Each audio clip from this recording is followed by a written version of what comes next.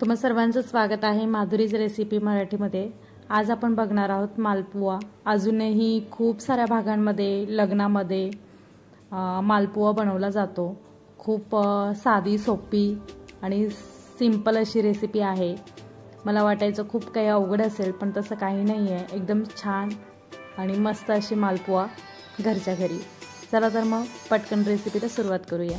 या ठिकाणी मी कढई घेतलेली आहे। गॅस वगैरे अजिबात चालू करायचा नाही आहे। कढई घेतलेली आहे।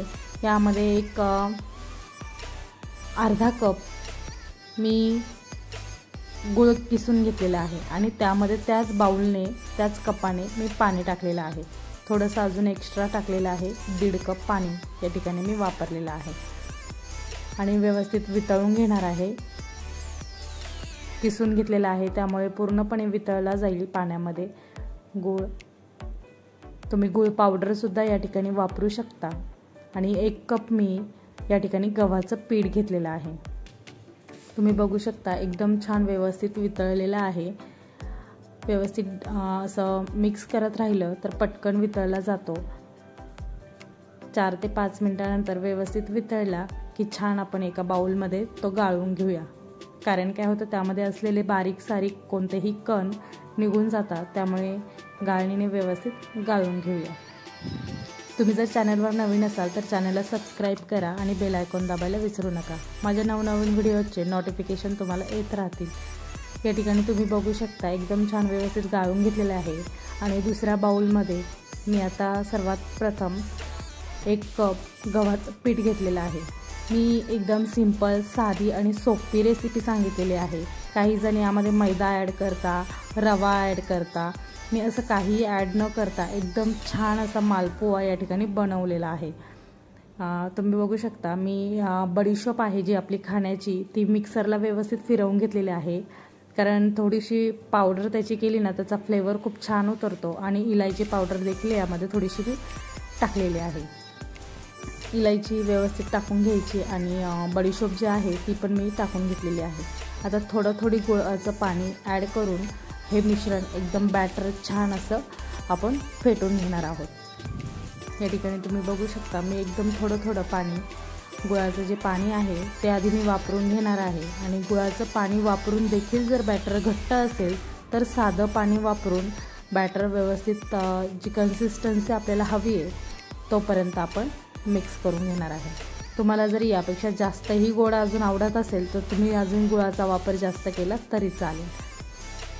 या ठिकाणी तुम्ही बघू शकता मी 1 कप गव्हाच्या पिठाला जो अर्धा कप असतो त्यापेक्षा छोटा तेवढा गुळाचं पाणी करून घेतलेलं आहे आणि ते पाणी मी या ठिकाणी यूज केलेलं आहे। सर्व पाणी मी यूज केलेलं आहे तरी मला थोडीशी कन्सिस्टन्सी त्याची अशी घट्टसर वाटते, त्यामुळे मी साधं पाणी सुद्धा यामध्ये आता ॲड करणार आहे। एकदम छान जास्त घाईने असं व्यवस्थित फेटून घ्यायचं आहे, कारण त्यामध्ये असणाऱ्या गठुळ्या ह्या खूप पटकन मोकळ्या होतात। तुम्ही या ठिकाणी बघू शकता एकदम असं अजूनही घट्टसर आहे, त्यामुळे मी आता थोडंसं या ठिकाणी साधं पाणी घेतलेलं आहे आणि ते पाणी मी थोडं पुन्हा एकदा ॲड करणार आहे। आणि एकदम फास्ट असं व्यवस्थित घट्टसर जे आहे ते एकदम लुसलुशीत बॅटर होईपर्यंत एकदम छान असं एकसारखं एकाच गतीने जर फिरवलं ना खूप पटकन हे मिक्स होतं। खूप सिंपल अशी रेसिपी आहे आणि खूप पटकन तयार होतात। मालपुआ कोणाकोणाला आवडतात आणि कमेंटमध्ये नक्की सांगा। वा, तुम्ही बघ खूप जास्त प्रमाणात कोणत्याही साहित्यांची या ठिकाणी गरज भासत नाही। एकदम साधी, सिंपल आणि सोपी आणि बनायलाही झटपट आणि एकदम छान, टेस्ट तर अफलातून अशी लागते। या ठिकाणी बघू शकता एकदम छान सरसरीत बॅटर आपलं खाली असं येते म्हटल्यावरती एकदम परफेक्ट असं बॅटर आपलं तयार झालेलं आहे। आता यावरती मी झाकण ठेवून 1 ते 1.5 तास व्यवस्थित त्याला रेस्ट करायला ठेवणार आहे। तुम्ही बघू शकता एकदम हवाबंद डब्यामध्ये एकदम छान असं झाकण ठेवून घेतलेलं आहे। आता 1 ते 1.5 तासानंतर मी तुम्हाला या ठिकाणी दाखवते। 1 ते 1.5 तासानंतर एकदम छान पीठ या ठिकाणी भिजलेलं आहे। आणि थोडंसं घट्टसर वाटलं तर पुन्हा एकदा आपण थोडंसं 2 ते 3 चमचे पाणी ॲड करून व्यवस्थित मिक्स करून घेणार आहोत। या ठिकाणी मी 1-2 चमचा पाणी या ठिकाणी ॲड केलेलं आहे आणि पुन्हा एकदा व्यवस्थित मिक्स करून घेतलेलं आहे। आणि आता तळताना कढई किंवा कोणत्याही खोलगट भांड्याचा वापर या ठिकाणी करायचा नाही आहे। जो पसरट असा पॅन असतो आपल्याकडे तो पॅन वापरून आपण मालपुआ बनवणार आहोत। या ठिकाणी आता मी गॅसवरती तिकडे पॅन ठेवून त्यामध्ये तेल घालून व्यवस्थित गरम करायला ठेवलेलं आहे। बॅटर तुम्ही बघू शकता एकदम छान 1-2 मिनटं व्यवस्थित पुन्हा एकदा मिक्स करून घेतलेलं आहे। पसरट पॅन घेतलेला आहे आणि त्यामध्ये तेलही खूप जास्त प्रमाणातही नाही टाकलं आहे, मीडियम तेल टाकायचं, खूप जास्त तेलही टाकण्याची गरज नाही आहे। या ठिकाणी पसरट पॅन घेतलेला आहे, गॅसचा फ्लेम हा एकदम कमी करायचा आणि हलकसे असे मालपुआ टाकून घ्यायचा। या ठिकाणी तुम्ही बघू शकता एकदम छान पूर्ण वरती येईपर्यंत त्याला अजिबात प्रेस करायचं नाही किंवा उलटाही करायचा नाही, तो आपोआप वरती येतो। तुम्ही बघू शकता एकदम छान जाळीदार आलाय वरती पण, आणि मग आपण असा व्यवस्थित पलटी मारून घ्यायचा। या ठिकाणी तुम्ही बघू शकता रंगही खूप सुरेख येतो तळताना आणि खूप छान आणि जाडसरही होता, खूप छान असे टम्म फुगतात असे मालपुआ। रेसिपी आवडल्यास चॅनलला सबस्क्राईब करा आणि बेल आयकॉन दाबायला विसरू नका। या ठिकाणी तुम्ही बघू शकता एकदम जाळीदार छान आणि एकदम छान असा लालसर रंगही या ठिकाणी व्यवस्थित आलेला आहे।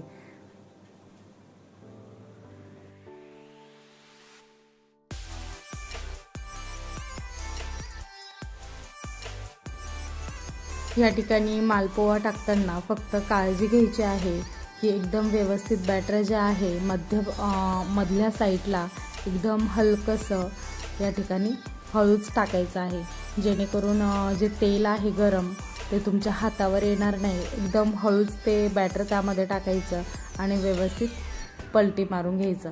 बॅटर टाकल्या एकदम व्यवस्थित असं फुलून येतं आणि तेल जे आहे ते एकदम कडकडीत गरम करू द्यायचं नाही। गॅसचा फ्लेम हा मीडियम ठेवायचा आणि सर्व प्रोसेस ही मीडियमच गॅसवर करायची। एकदम छान आणि मस्त असे मालपुए आपले तयार होतात। या ठिकाणी तुम्ही बघू शकता रंगही खूप सुरेख आलेला आहे आणि आपण हे जे मालपुआ बनवतोय ते बिना पाकाचे मालपुआ आहे। काही पाकामध्येही बनवतात, त्याचीही रेसिपी लवकरच अपलोड करेल। पण मग हे जे बिना पाकाचे आहे हेही एकदम लुसलुशीत आणि मऊसूत होतात।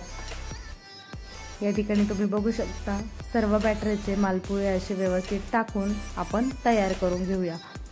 तुम्ही बघू शकता तेलामध्ये टाकल्या एकदम व्यवस्थित असे वरती येतात, अजिबात खाली चिपकतही नाही आणि वरतून अशी जाळीदार त्याला जे टेक्स्चर आहे ते येतं। या ठिकाणी तुम्ही बघू शकता एकदम व्यवस्थित आणि परफेक्ट असे मालपुए आपले तयार होतात। दोन्ही बाजूने छान लालसर रंग येईपर्यंत व्यवस्थित तळून घ्यायचं। तेल व्यवस्थित सर्व निथळून घ्यायचं, अजिबात तेलकटही होत नाहीत। या ठिकाणी तुम्ही बघू शकता सर्व मालपुए तयार झाले की त्यावरती असं मस्त काजू, बदाम, पिस्ता व्यवस्थित ठेवून दिसायला अप्रतिम दिसतं आणि खाण्यासाठी खूप छान लागतं। नक्की ट्राय करा आणि कमेंटमध्ये सांगा। मस्त खा, स्वस्त राहा। अशाच नवनवीन झणझणीत, चमचमीत आणि स्वीट रेसिपींसाठी चॅनलला सबस्क्राईब करा। मस्त खा, स्वस्त राहा। Bye bye.